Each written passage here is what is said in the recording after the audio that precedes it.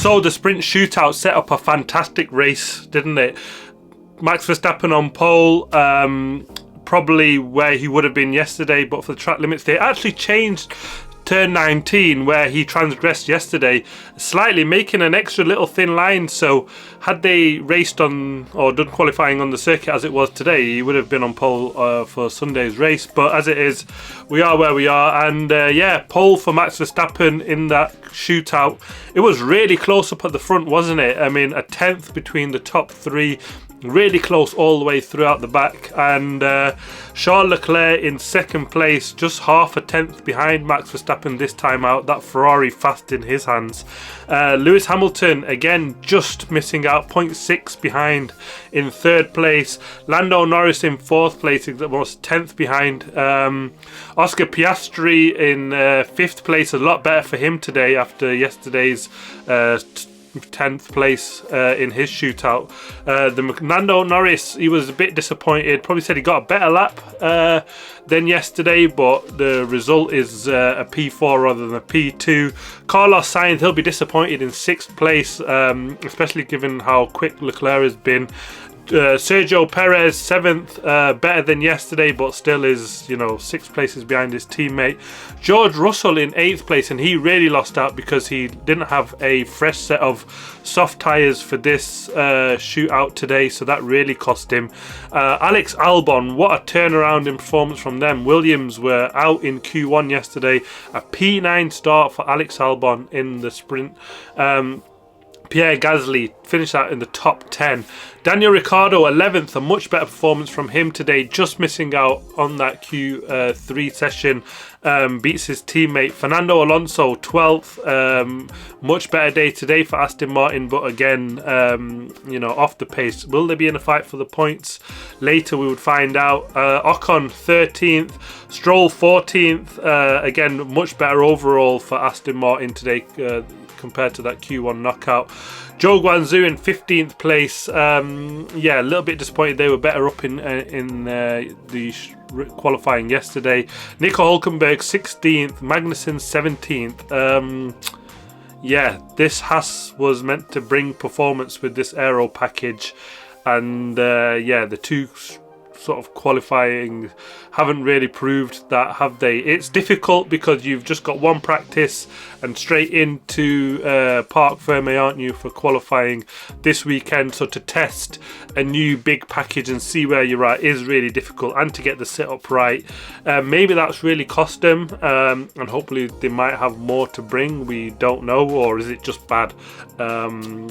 Yeah, a lot of questions to answer for that Haas team. Valtteri Bottas 18, beaten by his teammate, not a good qualifying session. Zhou Guanyu 19th, he was massively disappointed at the end of the session.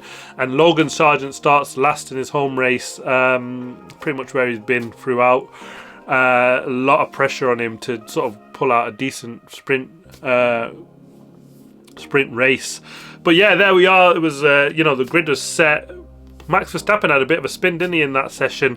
It was really tight, really pushing it. Everybody was on the edge, and it's great to see. This is what we really wanted, wasn't it? 3-4 teams right in the top 4. Like, anybody could have potentially been on pole, especially with it just being a 10th in it. This is really what Formula 1 needed. These 3 guys to get closer to the Red Bulls, and this is what we'd get. It'll be massively impressive and tight into that turn 1. We'll find out later for the sprint day. Thanks for watching. See you in a bit. And so on to the sprint race after the qualifying.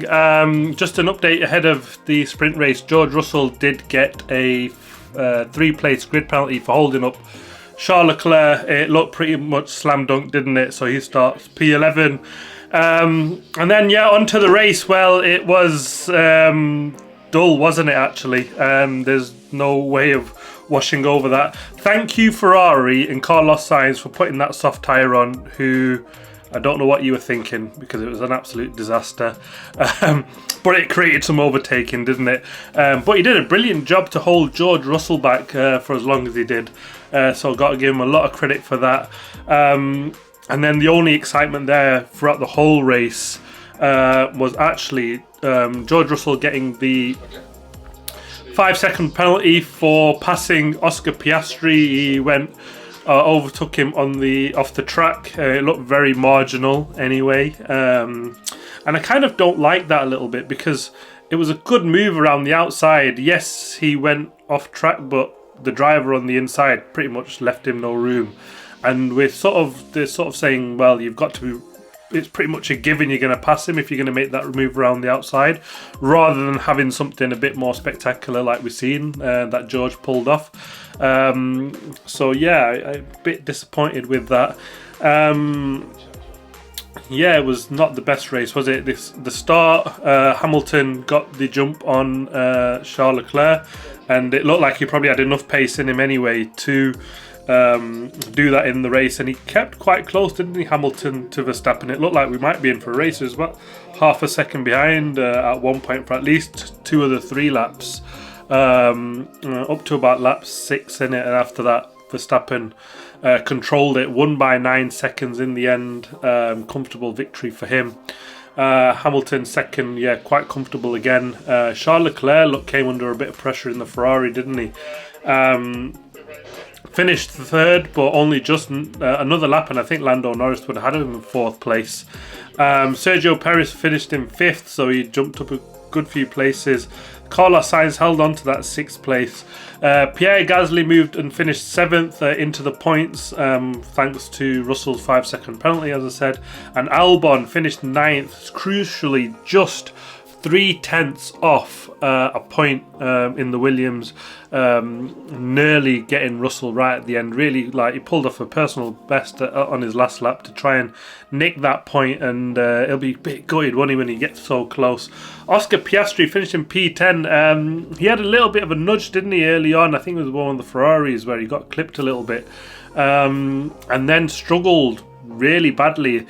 And I don't know if that was to do with damage or what, or was just overheated the tyres early on, and then really struggled for race pace from there onwards.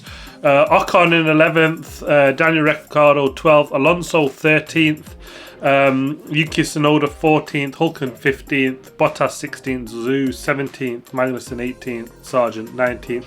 And a DNF for Lance Stroll. He had killed his tyres and then had to retire because he had no brakes on lap 17. So, given that there's not an awful lot you can change ahead of the race tomorrow, I think they might take some penalties and make some changes to that car so that they can complete the race, because that's not good, is it? If you can only complete less than a third of the race distance. But yeah, promised a lot that race, didn't it? Especially how good qualifying was, and the sprint shootout. The race was a bit dull. So let's hope for better tomorrow. The only positive there that I can think of is that actually Verstappen is going to start in 6th place, so we should see a bit of a battle up at the front. And him coming through the field, no doubt. That car was fast and straight, and I'm sure he'll pick the drivers off quite comfortably. And then I think it'll be a battle for P2 there afterwards, wouldn't it? Because Ferrari clearly struggling. Again, a problem that they've had all season with being too hard on the tyres, and that showed again. And Lando Norris was coming good, wasn't he, on his tyres. Hamilton did well, so I kind of can see a little bit of a battle coming with the McLaren and Mercedes, and that'll be brilliant, won't it? If we can get some action there between them two tomorrow. But yeah, let's hope for a better race tomorrow. This was frankly just dull. But yeah, watch out for the race review tomorrow. See you then. Thanks for watching. Please like, subscribe and comment as always.